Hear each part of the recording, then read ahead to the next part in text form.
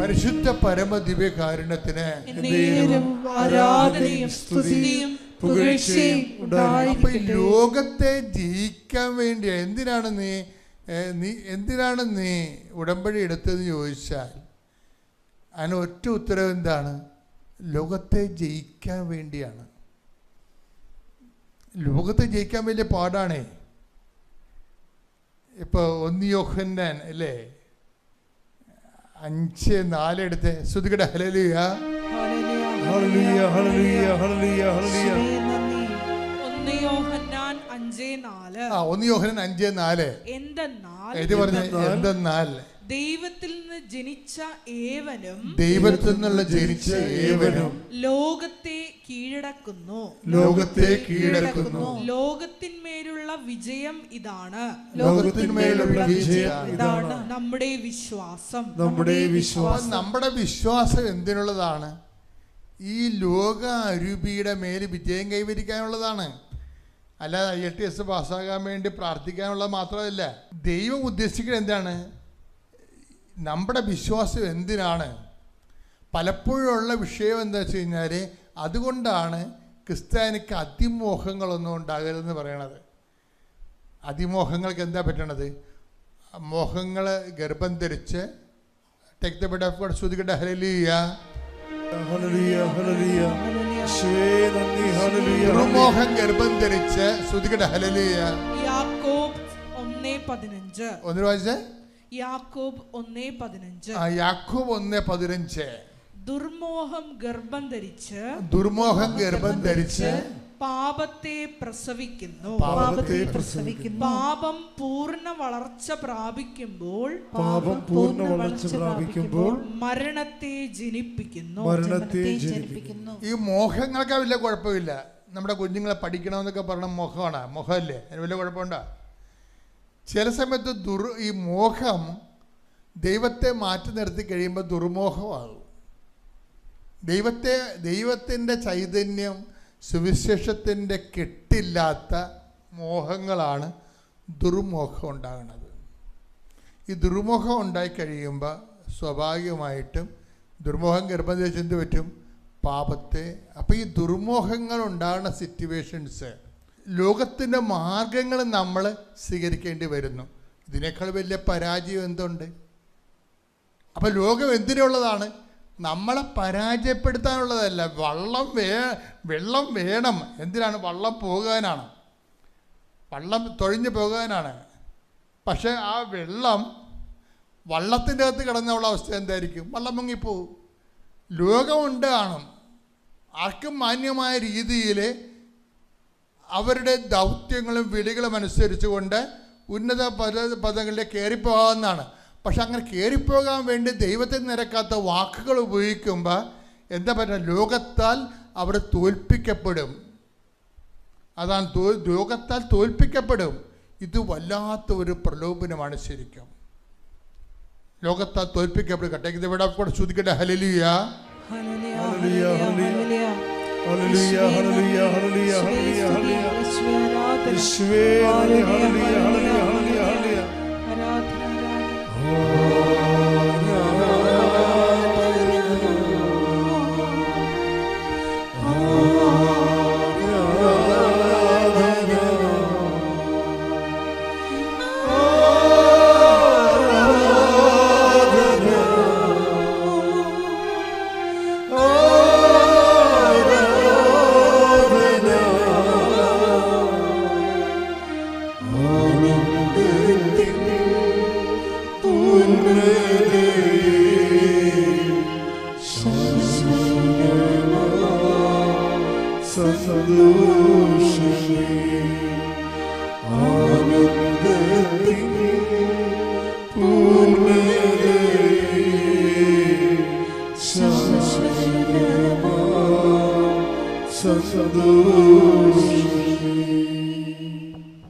പരിശുദ്ധ പരമ ദിവ്യകാരുണ്യത്തിന്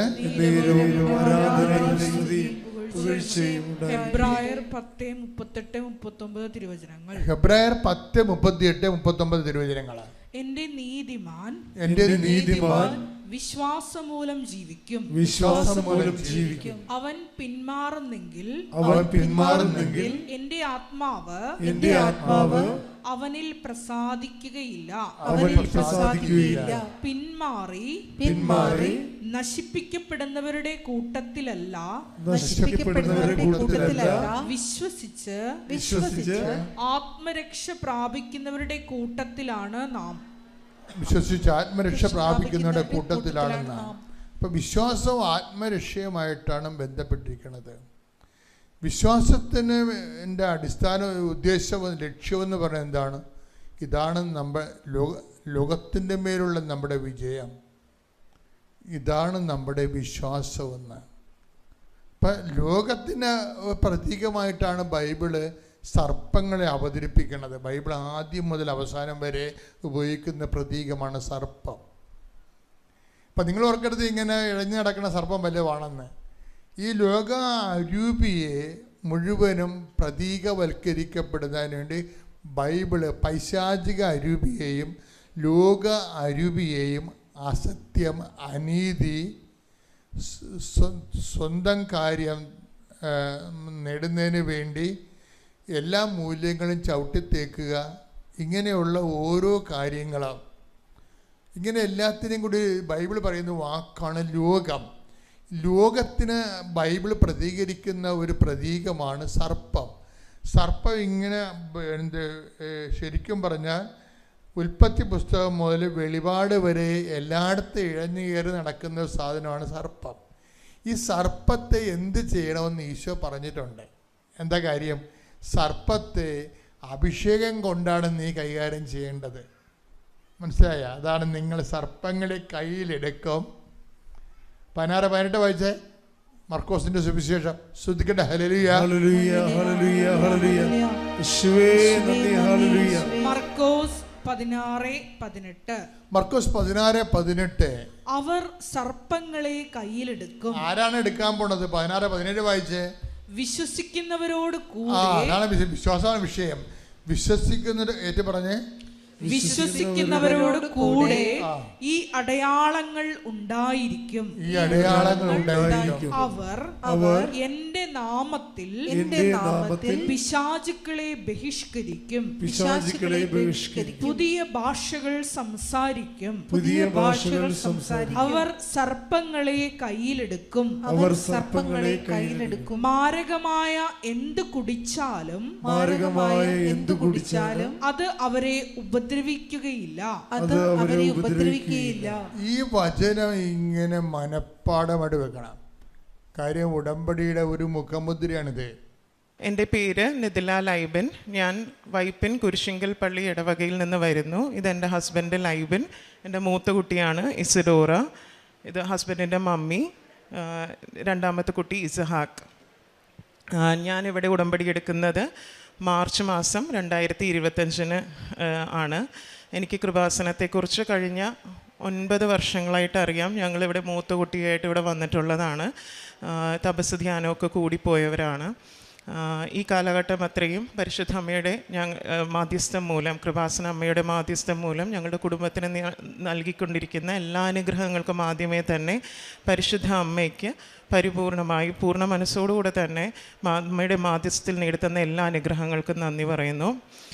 ഞാനിവിടെ ഉടമ്പടിയെക്കുറിച്ച് എനിക്ക് നന്നായി ബോധ്യമുണ്ടായിരുന്നെങ്കിലും ഞാൻ അങ്ങനെ ഉടമ്പടി എടുക്കാനുള്ള ഒരു പ്രേരണ എനിക്ക് ഉണ്ടായിരുന്നില്ല.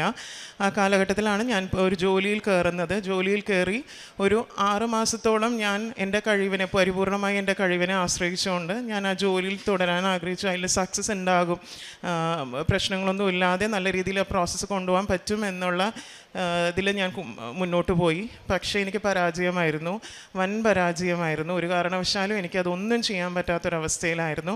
ആ ഒരു അവസ്ഥയിൽ ആകെ മാനസികമായി വിഷമിച്ചുകൊണ്ടിരിക്കുന്ന സമയത്താണ് പിന്നീട് ഞാൻ രണ്ടാമതും കൃപാസനത്തിലെ സാക്ഷ്യങ്ങളെക്കുറിച്ച് പിന്നെയും കാണാൻ തുടങ്ങിയത്. അപ്പോൾ എനിക്ക് മനസ്സിലൊരിതുണ്ടായി, ഞാനന്ന് കൃപാസനത്തിൽ വന്ന് ഒരു ദിവസം ഇവിടെ വന്ന് പ്രാർത്ഥിക്കാം. അങ്ങനെ ഇവിടെ വന്ന് എനിക്കൊരു പ്രേരണയുണ്ടായത് ഇവിടെ വന്ന് ഉടമ്പടി എടുക്കണം. അങ്ങനെ പിറ്റേ ദിവസം തന്നെ ഞാൻ രണ്ടാമത് ഇവിടെ വന്ന് ഉടമ്പടി എടുക്കുകയാണ് ഉണ്ടായത്. ഉടമ്പടി എടുത്ത് 3 മാസം കാലയളവിൽ എന്നെ കൊണ്ടാവുന്ന വിധം ഞാൻ ഉടമ്പടി പാലിക്കാൻ ശ്രമിച്ചു. പക്ഷേ അതിൽ ഞാൻ ഉടമ്പടി നിയോഗങ്ങളിൽ വെച്ച കാര്യങ്ങൾ എൻ്റെ ജോലി മേഖല ഉൾപ്പെടെ വലിയ മാറ്റങ്ങളൊന്നും ഞാൻ കണ്ടില്ല. അങ്ങനെ ഞാൻ ഇവിടെ ഉടമ്പടി പുതുക്കാൻ വന്ന ദിവസം എൻ്റെ ഹസ്ബൻഡ് എന്നോട് ചോദിച്ചു, ഉടമ്പടിയിൽ വെച്ച നിയോഗങ്ങൾ എന്തെങ്കിലും നടന്നോ? അപ്പോൾ എനിക്കും അതൊരു സെൽഫ് ഇവാലുവേഷൻ ആയിരുന്നു, എന്തുകൊണ്ട് നടന്നില്ല. എല്ലാവരും ഒത്തിരി പേര് ഇവിടെ സാക്ഷ്യം പറയുന്നുണ്ട്, എൻ്റെ കാര്യം എന്തുകൊണ്ട് നടന്നില്ല. ഞാൻ എന്നാലും പുതുക്കിയിട്ട് പോയി കഴിഞ്ഞതിന് ശേഷം പിന്നീട് ഞാൻ എൻ്റെ ഉടമ്പടി നിയോഗങ്ങളിൽ പതിയെ മാറ്റങ്ങൾ ഞാൻ കണ്ടു. അന്ന് എന്നെ വരാൻ കാരണമായിട്ടുണ്ടായിരുന്ന എൻ്റെ ജോലി മേഖലയിൽ ഞാൻ എങ്ങനെയെന്നൊന്നും അറിയില്ല, ചെയ്ത കാര്യങ്ങളിൽ നിന്ന് വലിയ മാറ്റങ്ങളൊന്നും സംഭവിച്ചിട്ടില്ല. പക്ഷേ ഉടമ്പടി വസ്തുക്കൾ ഞാൻ എൻ്റെ ജോലി മേഖലയിൽ, എൻ്റെ ഓഫീസിലെല്ലാം ഞാൻ ഉപയോഗിച്ച് പ്രാർത്ഥിച്ചു. Not by merit but by grace, അല്ലെങ്കിൽ സഞ്ചാരി മാതാവ് എന്നൊക്കെ ഞാൻ ഇവിടെ പല സാക്ഷ്യങ്ങളിലും കേട്ടിട്ടുണ്ടെങ്കിലും ഒരിക്കൽ പോലും അത് ഏറ്റുപറയാനുള്ളൊരു മനസ്സൊരുക്കം എനിക്ക് ഉണ്ടായിരുന്നില്ല. പക്ഷേ അതെല്ലാം ഞാൻ ഏറ്റുപറഞ്ഞ് നിയോഗത്തിൽ രാവിലെയുള്ള ഡെയിലി ബ്രെഡ് പ്രാർത്ഥനയിൽ മുടങ്ങാതെ കൂടി ആ സമയങ്ങളിൽ എന്താണോ എനിക്കുള്ള തടസ്സം, അവിടെയുള്ള ബോട്ടിലിനൊക്കെ എനിക്ക് മാറ്റിത്തരണം എന്ന് പരിശുദ്ധ അമ്മയോട് പ്രത്യേക മാധ്യസ്ഥതയിൽ പ്രാർത്ഥിച്ചു. അതിൻ്റെ ഫലമായി തന്നെ പിന്നീടുള്ള മാസങ്ങളിലെല്ലാം ടീം എങ്ങനെയാണ് പെർഫോം ചെയ്തിരുന്നത് അതുപോലെ തന്നെ പെർഫോം ചെയ്തെങ്കിലും സക്സസ് നമ്പേഴ്സ് നമ്മൾ അറിയാതെ തന്നെ കയറി, ടാർഗറ്റ്സ് എല്ലാം മീറ്റ് ആവാൻ തുടങ്ങി, ടീം സ്ട്രീം ലൈൻഡായി, നല്ലൊരു സ്ട്രക്ചറിൽ വീണു, സക്സസ് കാണാൻ തുടങ്ങി. ഞാൻ ഒരിക്കലും പ്രതീക്ഷിക്കാതെ കഴിഞ്ഞ 2025 ഏറ്റവും ബെസ്റ്റ് മാനേജർ എന്നുള്ളൊരു റെക്കഗ്നിഷൻ കമ്പനി എനിക്ക് തന്നു. ഞാൻ ഒരിക്കലും പ്രതീക്ഷിച്ചിട്ടുണ്ടായിരുന്നില്ല. കാരണം ഒരു കാലഘട്ടത്തിൽ ആ കമ്പനി ഈ പ്രോസസ്സ് എങ്ങനെയാണ് താൻ മുന്നോട്ട് കൊണ്ടുപോകാൻ പോകുന്നത് എന്ന് ചോദിച്ച് ഇടത്തു നിന്നും അങ്ങനെ ഒരു റെക്കഗ്നിഷൻ കമ്പനി എനിക്ക് തരാൻ അതിനുള്ള അവസരങ്ങളും അതിനുള്ള കാര്യങ്ങളെല്ലാം പരിശുദ്ധ അമ്മയുടെ പ്രത്യേക മാധ്യസ്ഥത്തിൽ എനിക്ക് ഒരുക്കി തന്നു. അതിന് അമ്മയ്ക്ക് ഒത്തിരി നന്ദി. ഇതാണ് എൻ്റെ ആദ്യത്തെ സാക്ഷ്യം. രണ്ടാമത്തേത് എൻ്റെ മോളെ പ്രതിയാണ്. മോള് 7.5 വയസ്സ് കഴിഞ്ഞ് 7.25 വയസ്സായി. മോൾക്ക് വെസ്റ്റ് സിൻഡ്രോം എന്നുള്ളൊരു മെഡിക്കൽ കണ്ടീഷനുള്ളൊരു കുട്ടിയാണ്. തുടർച്ചയായിട്ടുള്ള ഫിറ്റ്സ്, സീജർ വരുന്നൊരു കണ്ടീഷനാണ്. ഈ പ്രായമുണ്ടെങ്കിലും 1 വയസ്സിൻ്റേതായിട്ടുള്ളൊരു തിരിച്ചറിവോ അല്ലെങ്കിൽ നമ്മൾ പറഞ്ഞാൽ അങ്ങനെയുള്ള ബോധ്യം അല്ലെങ്കിൽ കൃത്യമായി മനസ്സിലാക്കുന്ന ഒരു അവസ്ഥ അവൾക്കില്ല. നമുക്ക് എവിടെയെങ്കിലും ഒന്ന് ഇരുത്തണമെങ്കിൽ അവളെ ഫോഴ്സ്ഫുള്ളി തന്നെ ഇരുത്തണം, അതല്ലാതെ നമുക്ക് അവളെ പറഞ്ഞ് മനസ്സിലാക്കി ഇരുത്താൻ പറ്റില്ല. അങ്ങനെ ആ കാലഘട്ടത്തിലാണ് ഞാനിവിടെ ഉടമ്പടി എടുത്തതിന് ശേഷമാണ് ഇവളുടെ സീജറിൽ ഒരുപാട് മാറ്റങ്ങൾ കണ്ടു. മാറ്റങ്ങൾ എന്ന് പറഞ്ഞു കഴിഞ്ഞാൽ ഞങ്ങൾക്ക് രണ്ടുപേർക്കും ഒരുപോലെ മനസ്സിൽ ഭയമുണ്ടായൊരു സമയം ഉണ്ടായിരുന്നു, ഇവളെ നഷ്ടപ്പെടുമോ. അതുപോലെ സീഷറിൻ്റെ പാറ്റേൺസ് മാറി വന്നു, പലതരത്തിലുള്ള സീഷർ വന്നു. മോൾ ആകെ തളർന്നു. നടന്നു വന്നതാണ് ആൾ, പക്ഷെ നടക്കാത്തൊരവസ്ഥയിലെത്തി. ആകെ ആളിലൊരു മാറ്റം കണ്ടപ്പോൾ ഞങ്ങൾ തിരിച്ച് അമൃതയിലാണ് ഇവളുടെ ട്രീറ്റ്മെൻറ്റ് നടക്കുന്നത്. അമൃതയിൽ കൊണ്ടുപോവാണ്. അമൃതയിൽ ചെന്നപ്പോൾ അവർ പറഞ്ഞു നമുക്കൊന്ന് EG MRI റിപ്പീറ്റ് ചെയ്യണം. പക്ഷേ ഒരു EG അല്ലെങ്കിൽ ഒരു MRI ഇവൾക്ക് എടുക്കുമ്പോൾ ഡോക്ടേഴ്സ് സജസ്റ്റ് ചെയ്യുന്നതാണ് നമുക്കൊരു MRI അനസ്തേഷ്യ ഇല്ലാതെ എടുക്കാൻ പറ്റില്ല, ആൾ കിടക്കില്ല. അപ്പോൾ അതുപോലെ തന്നെയാണ് EGയും 24 മണിക്കൂറിൻ്റെ EG ആണ്. ഒരു കട്ടിലയിൽ ഇത്രയും വയറൊക്കെ തലയിൽ പിടിപ്പിച്ച് നമ്മൾ അങ്ങനെ ഒരു ഇത് ചെയ്യണമെങ്കിൽ ആളത്രയും നമുക്ക് ഇത് വേണം, ആളവിടെ ഇരിക്കണം. അപ്പോൾ അവർ പറഞ്ഞു സെഡേഷനോട് കൂടെ തന്നെ നമുക്ക് ചെയ്യാം. ഇങ്ങനൊരു കാര്യം സ്കെഡ്യൂൾ ചെയ്തുകൊണ്ടാണ് ഞങ്ങൾ അമൃതയിലേക്ക് പോകുന്നത്, ഡേറ്റ് കൺഫേം ചെയ്യുന്നത്. അതിനു മുന്നായി ഞാനിവിടെ ജോസഫ് അച്ഛനെ വന്ന് കണ്ടു. ഈ ഒരു നിയോഗം പറഞ്ഞ് അച്ഛൻ്റെ അടുത്ത് നിന്ന് ബ്ലെസ്സിങ് മേടിച്ചിരുന്നു. ബ്ലെസ്സിങ് മേടിച്ചതിന് ശേഷമാണ് ഞങ്ങൾ അമൃതയിലേക്ക് മോളെയും കൊണ്ട് അപ്പോയിൻമെൻറ്റ് ചെല്ലുന്നത്. അങ്ങനെ അവിടെ ചെല്ലുന്നു, ഞങ്ങൾ EGക്ക് വേണ്ടി അഡ്മിറ്റ് ആകുന്നു. മോളിൽ എന്താണ് സംഭവിക്കുന്നതെന്നൊന്നും അറിയില്ല. പക്ഷെ ഞാൻ അവിടെയും ഉടമ്പടി വസ്തുക്കൾ ഞാൻ എല്ലാം ഉപയോഗിച്ചിരുന്നു. എവിടെയാണ് മോള് കിടന്നിരുന്നത് അവിടെ ഉപ്പ് വിശ്വാസ പ്രമാണം ചൊല്ലി പ്രാർത്ഥിച്ച് ഞാനിട്ടു. മോൾക്ക് ഉടമ്പടി തൈലം പുരട്ടി ഞാൻ പ്രാർത്ഥിച്ചു, തേൻ കൊടുത്ത് ഞാൻ വിശ്വാസ പ്രമാണം ചൊല്ലി പ്രാർത്ഥിച്ചിരുന്നു. ഇതെല്ലാം ഞാൻ ചെയ്തിരുന്നു. 24 മണിക്കൂർ മോൾ ഒരു ബുദ്ധിമുട്ടും ഇല്ലാതെ, ഒരു സെഡേഷൻ പോലും ഇല്ലാതെ 24 മണിക്കൂർ അവൾ ആ കട്ടിലിരുന്ന്. അവർക്ക് 8 hours സ്ലീപ്പ് വേണമായിരുന്നു, സ്ലീപ്പിംഗ് ടൈമിൽ വേണമായിരുന്നു, അതല്ലാത്ത സമയം അവൾക്ക് ആക്റ്റീവ് ടൈം വേണമായിരുന്നു. ഇതെല്ലാം മോൾ സഹകരിച്ചു. എങ്ങനെയെന്ന് ചോദിച്ചാൽ അറിയില്ല, പക്ഷെ പരിശുദ്ധ അമ്മ അവിടെയുണ്ട്, ഞങ്ങളോട് കൂടെ ഉണ്ട് എന്നുള്ളതിന് അടയാളമായി. ഒരു ബുദ്ധിമുട്ടും ഇല്ലാതെ 24 hour EG കഴിഞ്ഞു. ഇപ്പം നെക്സ്റ്റ് കടമ്പ എന്ന് പറയുന്നത് അനസ്തേഷ്യയോട് കൂടിയിട്ടുള്ളൊരു MRI ആണ്. അപ്പോൾ ഇവളിങ്ങനെ മോൾ ഇതിനോട് വളരെയധികം സഹകരിച്ചുകൊണ്ട് ഡോക്ടേഴ്സ് തന്നെ പറഞ്ഞു, ഒരു കാര്യം ചെയ്യാം, നമുക്ക് എനസ്തേഷ്യ വേണ്ട, നമുക്ക് ആളെ ജസ്റ്റ് ഒരു ഓറൽ സെഡേഷൻ കൊടുത്തിട്ട് നമുക്ക് ട്രൈ ചെയ്യാം. പക്ഷെ അവർ പറഞ്ഞു നിങ്ങൾ ഹോപ്പ് വെക്കണ്ട, കാരണം ഈ ഓറൽ സെഡേഷൻ കൊടുത്താൽ 6 മാസമുള്ള കുട്ടി പോലും ചിലപ്പോൾ ഉറങ്ങാറില്ല. അപ്പോൾ 7.25 വയസ്സുള്ളൊരു കുട്ടി MRI പോലുള്ള ഒരു പ്രൊസീജിയറിന് അങ്ങനെ സഹകരിക്കുന്നത് നമുക്ക് പറയാൻ പറ്റില്ല. അത്ര സൗണ്ടാണല്ലോ MRI. ഒരു പ്രാവശ്യമെങ്കിലും എടുത്തവർക്കറിയാം, നല്ല സൗണ്ടാണ് MRI മുറിയിൽ. അങ്ങനെ അവരത് അങ്ങനെ ഒരു കാര്യം ചെയ്തു. അപ്പോൾ അതിനുള്ള പെർമിഷൻ കിട്ടിക്കഴിഞ്ഞപ്പോഴേക്കും പിന്നെ നമ്മൾ MRI മുറിയിലേക്ക് ഇവൾക്ക് ഓറൽ സെഡേഷൻ കൊടുത്തു. ഫസ്റ്റ് ട്രയൽ ഓറൽ സെഡേഷൻ കൊടുത്തെങ്കിലും അവൾ ഒട്ടും സഹകരിച്ചില്ല. അവിടെ ചെന്ന് നമ്മൾ MRI റൂമിൻ്റെ പുറത്ത് നിൽക്കുമ്പോൾ ഇവൾ എണീറ്റു. അപ്പോൾ ആ സമയത്ത് ഞാൻ ആകെ വിഷമിച്ചു, കാരണം അപ്പോഴും ഞാൻ MRI റൂമിന് പുറത്ത് ഉടമ്പടി ഉപ്പിട്ടൊക്കെ പ്രാർത്ഥിച്ചിട്ടാണ് ഞാൻ ആദ്യം MRIക്ക് വേണ്ടി കൊണ്ടുപോകുന്നത്. പക്ഷേ അവൾ എണീറ്റു. അപ്പോൾ എനിക്ക് ആകെ വിഷമായി. ഞാൻ ഓർത്തു, ദൈവമേ ഇതെന്താ ഇത്രയും വരെ എത്തിച്ചിട്ട് തിരിച്ചു പോകാൻ ഇടവരുത്തല്ലേ, പരിശുദ്ധ അമ്മേ നീ ഇടപെടണേ എന്ന് പറഞ്ഞ് ഞാൻ അവിടെ എയിംസിൽ തന്നെ അവിടെ MRI റൂമിൻ്റെ ഇൻചാർജിനോട് ഞാൻ പറഞ്ഞു, ഇനിയൊരു ഓപ്പർച്യൂണിറ്റിയും കൂടി തരുമോ, ഒരു സ്ലോട്ടും കൂടി തരുമോ എന്ന് പറഞ്ഞപ്പോൾ എന്നെ അത്ഭുതപ്പെടുത്തിക്കൊണ്ട് അവർ പറയുകയാണ്, നിങ്ങൾ എപ്പോഴാണോ കുഞ്ഞു ഉറങ്ങുന്നത് അപ്പോൾ കൊണ്ടുവന്നോളൂ, ഞാൻ എടുത്ത് തന്നോളാം എന്ന് പറഞ്ഞു. അങ്ങനെ ഞങ്ങൾ രണ്ടാമതും മോൾ ഉറങ്ങിക്കഴിഞ്ഞപ്പോൾ ഞങ്ങൾ കൊണ്ടുപോയി. ആ MRI സ്ലോട്ടിൽ ഞങ്ങൾക്ക് കുഞ്ഞിനെ കൃത്യമായി 20 മിനിറ്റോളം എടുത്തു MRIക്ക് വേണ്ടിയിട്ട്. 20 മിനിറ്റും അത്രയും ശബ്ദത്തിൽ വെറും ഒരു ഓറൽ സെഡേഷൻ്റെ ബലത്തിൽ മോൾ അവിടെ കിടന്നു. MRI തീരുന്നതിന് ഒരു 5 മിനിറ്റ് മുന്നേ MRI ടെക്നീഷ്യൻ എൻ്റെ അടുത്ത് വന്നിട്ട് പറഞ്ഞു, മോള് എണീറ്റില്ല, പക്ഷേ ഉടനീളം ഇങ്ങനെ അനങ്ങിക്കൊണ്ടിരിക്കണമായിരുന്നു. അപ്പോൾ അതുകൊണ്ട് ഈ MRI പെർഫെക്റ്റ് ആകുമെന്ന് നമുക്ക് ഉറപ്പില്ല. അപ്പോൾ അത്രയും നേരം ഞാൻ കണ്ണടച്ചുകൊണ്ടിരുന്ന് പ്രാർത്ഥിച്ചിരുന്നത്. ഞാനാണ് മോളുടെ ഒപ്പം MRI റൂമിൽ കയറിയത്, കണ്ണടച്ചിരുന്ന് പ്രാർത്ഥിച്ചുകൊണ്ടിരുന്നത്, പരിശുദ്ധ അമ്മേ നീ ഇവിടെ ഉണ്ടെന്നുള്ളതിന് എനിക്കൊരു അടയാളം തരണം എന്ന് പറഞ്ഞിട്ടാണ് പ്രാർത്ഥിച്ചുകൊണ്ടിരുന്നത്. അപ്പം കണ്ണ് തുറന്നിട്ടില്ല, ഒരു സെക്കൻഡിലേക്ക് പോലും ഞാൻ കണ്ണ് തുറന്നിട്ടില്ല. ഇവർ വന്ന് എന്നെ തോണ്ടി വിളിക്കുമ്പോഴാണ് ഞാൻ കണ്ണ് തുറക്കുന്നത്. അപ്പോൾ ആ സമയത്ത് എനിക്ക് എൻ്റെ മനസ്സിൽ വന്നത്, മാതാവേ നീ ഇവിടെ ഉണ്ടെന്നുള്ളതിന് എനിക്ക് അടയാളമായി. ഇവരെൻ്റെ അടുത്ത് ഇപ്പോൾ തിരിച്ചു വന്ന് പറയണം, ഈ MRI ആക്സെപ്റ്റബിൾ ആണ്, ഒരു കുഴപ്പമില്ല, രണ്ടാമതൊരു MRI എടുക്കാൻ ഇടവരുത്തരുത്. അതുപോലെ തന്നെ അവർ തിരിച്ചു വന്നിട്ടും പറഞ്ഞു, ഒരു കുഴപ്പമില്ല കേട്ടോ, ഞങ്ങൾ സീനിയറിനെ കാണിച്ചു, ഈ MRI തന്നെ മതി. അങ്ങനെ ഒരു അനസ്തേഷ്യയുടെയും ആവശ്യമില്ലാതെ പരിശുദ്ധ അമ്മ ആ ഒരു കാര്യം, ആ ഒരു MRI വെറും ഒരു ഓറൽ സെഡേഷനിൽ ഞങ്ങൾക്ക് നടത്തി തന്നു. നമ്മൾ ഒരുപാട് വലിയ വലിയ രോഗസൗഖ്യങ്ങളാണ് ഇവിടെ കേൾക്കുന്നത്, പക്ഷെ ഞങ്ങളെ സംബന്ധിച്ചിടത്തോളം ഇത്രയും മരുന്നൊക്കെ കഴിക്കുന്ന കുട്ടിയാണ്. അതിൻ്റെ ഭാഗമായി ഒരു അനസ്തേഷ്യ എന്തോ എൻ്റെ മനസ്സുകൊണ്ട് എനിക്കത് അംഗീകരിക്കാൻ ബുദ്ധിമുട്ടുണ്ടായിരുന്നു. അതുകൊണ്ട് തന്നെയാണ് മാതാവിനോട് ചോദിച്ചത്, മാതാവ് ഇതില്ലാതെ നടത്താൻ സാധിക്കുമെന്ന്. മാതാവ് അത് നടത്തി തന്നു. പരിശുദ്ധ അമ്മയ്ക്ക്, കൃപാസന മാതാവിന് ഒത്തിരി ഒത്തിരി നന്ദി. ഈശോയിൽ നിന്നും ഈ ഒരു അനുഗ്രഹം ഞങ്ങൾക്ക് മേടിച്ച് തന്ന അമ്മയ്ക്ക് ഒത്തിരി നന്ദി.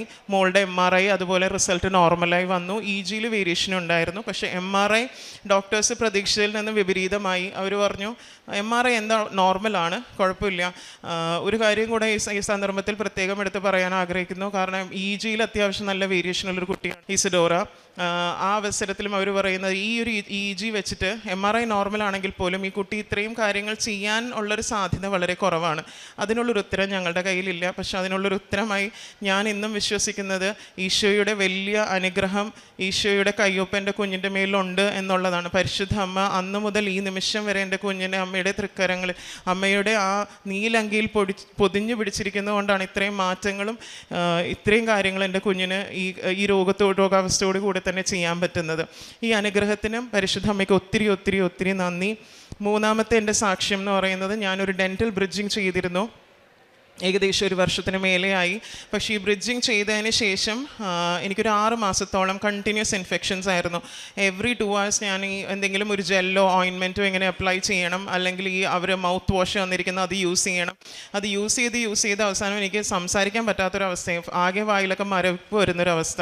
അപ്പോൾ ഡോക്ടേഴ്സ് പറഞ്ഞിരുന്നത് പ്രൊസീജിയറിൽ വന്നൊരു പ്രശ്നം കൊണ്ടല്ല, പക്ഷേ തൻ്റെ ഗംസിൻ്റെ എന്തോ പ്രശ്നം കൊണ്ടാണെന്നാണ്. അങ്ങനെ ഞാൻ മരുന്നുകളെല്ലാം നിർത്തി, ഉടമ്പടി വസ്തുക്കൾ ഉപയോഗിക്കാൻ തുടങ്ങി. ഉടമ്പടി തൈലം, വിശ്വാസ പ്രമാണം പറഞ്ഞുകൊണ്ട് ഞാൻ തേച്ചു, മരുന്നായി ഉപയോഗിച്ചു, ഉപ്പ് ഉപയോഗിച്ച് പ്രാർത്ഥിച്ചു. അതിൻ്റെ ഫലമായി അന്ന് മുതൽ ഇന്ന് വരെ പിന്നീട് എനിക്ക് ആ ഒരു ഇൻഫെക്ഷൻ വന്നിട്ടില്ല. എന്തെങ്കിലും ഒരു ബുദ്ധിമുട്ട് എനിക്ക് ആ ബ്രിഡ്ജിങ്ങിൽ തോന്നിയാൽ പോലും ഞാൻ ആകെ ചെയ്യുന്നത് ഉടമ്പടി വസ്തുക്കൾ ഉപയോഗിക്കുക എന്നുള്ളതാണ്. ഇതിനും അമ്മയ്ക്ക് ഞാൻ ഒത്തിരി ഒത്തിരി ഒത്തിരി നന്ദി പറയുന്നു. ഹസ്ബൻഡ്, പിന്നെ നാലാമത്തെ ഒരു കാര്യം, ഹസ്ബൻഡിൻ്റെ ജോലി മേഖലയിൽ ഹസ്ബൻഡിന് കുറച്ച് ഫണ്ടിൻ്റെ സാങ്ഷൻ ആവാനുള്ളൊരു ബുദ്ധിമുട്ട് വന്നിരുന്നു. ഞാൻ പ്രത്യേകമായി അമ്മയോട് ഒത്തിരി ചോദിച്ച് മേടിച്ചതൊന്നുമല്ല, പക്ഷെ എന്നാലും പ്രാർത്ഥനയുടെ സമയത്ത് ആൾ എന്നോട് ഇങ്ങനെ ഒരു കാര്യം ഷെയർ ചെയ്തപ്പോൾ ഞാനത് ഡെയിലി ബ്രെഡിൻ്റെ സമയത്താണെങ്കിലും ഞാനത് ഓർത്ത് പ്രാർത്ഥിച്ചിരുന്നു. എന്താണെങ്കിലും അതൊന്ന് അതിൻ്റെ തടസ്സം മാറാനും ആ ഫണ്ട് എന്താണോ അപ്രൂവ് ആയി വരേണ്ടത് അപ്രൂവ് ആകാനും വേണ്ടി അധികം താമസിയാതെ തന്നെ എൻ്റെ ആദ്യത്തെ ഉടമ്പടി പുതുക്കി കഴിഞ്ഞപ്പോൾ തന്നെ ആ ഫണ്ടാണെങ്കിലും ഹസ്ബൻഡിന് അത് അപ്രൂവായി വന്നു. ഇതുവരെ ഈശോ നൽകിയ എല്ലാ അനുഗ്രഹങ്ങൾക്കും, കൃപാസന മാതാവിൻ്റെ മാധ്യസ്ഥത്തിലൂടെ ഈശോ നൽകിയ എല്ലാ അനുഗ്രഹങ്ങൾക്കും പ്രത്യേകം നന്ദി പറയുന്നു. പ്രേക്ഷിത പ്രവർത്തനമായി ഞാൻ പത്രം മേടിച്ച് എൻ്റെ ജോലി മേഖലകളിലും ഭവനങ്ങളിലും പള്ളികളിലും ഞാൻ കൊടുക്കുമായിരുന്നു. എന്നെക്കൊണ്ട് സാധിക്കുന്നവരോടെല്ലാം തന്നെ ഞാൻ ഈശോയെക്കുറിച്ചും പരിശുദ്ധ അമ്മയെക്കുറിച്ചും ഞാൻ സംസാരിക്കും.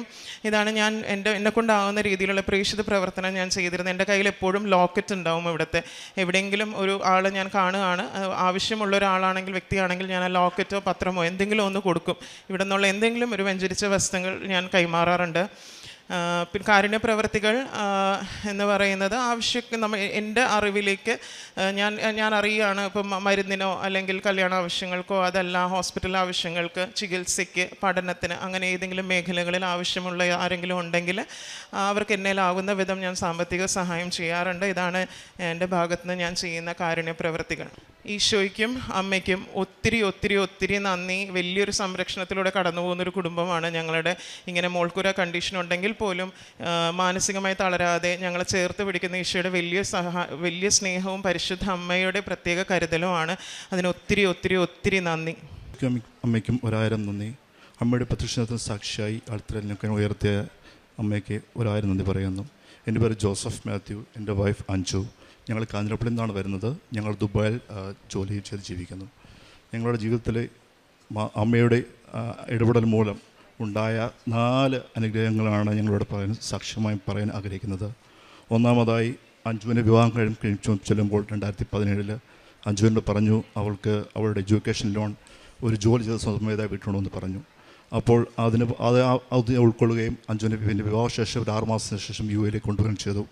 അവിടെ ചെന്നപ്പോൾ അവൾക്ക് ആദ്യമേ ജോലി കിട്ടാൻ ഒരുപാട് പ്രയാസപ്പെട്ടു. ആ പ്രയാസപ്പെട്ടപ്പോൾ 1 വർഷത്തോളം ജോലിക്കായി അലഞ്ഞു. അതിനുശേഷം അവൾ സ്വമേധ ജോലി കണ്ടെത്തി അവൾക്ക് ആ എഡ്യൂക്കേഷൻ ലോൺ ഉണ്ടായ ബാധ്യത പൂർണ്ണമായി തീർക്കാൻ സാധിച്ചു. അത് അമ്മയുടെ ഒരു ഇടപെടൽ കൊണ്ട് മാത്രമാണ് ഞങ്ങൾ ഉറച്ചു വിശ്വസിക്കുന്നു. രണ്ടാമതായി, ഞങ്ങളുടെ ഒരു വലിയ ആഗ്രഹമായിരുന്നു ഈ എറണാകുളം ഭാഗത്തൊരു സ്ഥലം വാങ്ങിക്കണമെന്നുള്ളത്. അത് ഞങ്ങൾക്ക് എൻ്റെ കൂടെ വർക്ക് ചെയ്യുന്ന സഹപ്രവർത്തൻ്റെ ഒരു സ്ഥലം കളമശ്ശേരി ഭാഗത്ത് ഉണ്ടായിരുന്നു. അപ്പോൾ അത് വാങ്ങിയതിനാണ് ഒരു മൊത്തം തുകയും ചോദിച്ച് കയ്യിൽ കൊടുക്കാൻ നമുക്ക് നിർവാഹമില്ലായിരുന്നു. പക്ഷേ അദ്ദേഹം തന്നെ ഇങ്ങോട്ട് പറഞ്ഞു, എനിക്ക് മൊത്തം പൈസ തരണ്ട, നിനക്ക് തവണകളെ തന്നാൽ മതി. അങ്ങനെ ആ ഒരു ഇടപെടൽ കൊണ്ട് അത് മാതാവിൻ്റെ ഇടപെടലാണെന്ന് ഉറച്ചു വിശ്വസിക്കുകയും അങ്ങനെ ഞങ്ങൾക്ക് ഭൂമി മേടിക്കാൻ സാധിച്ചു.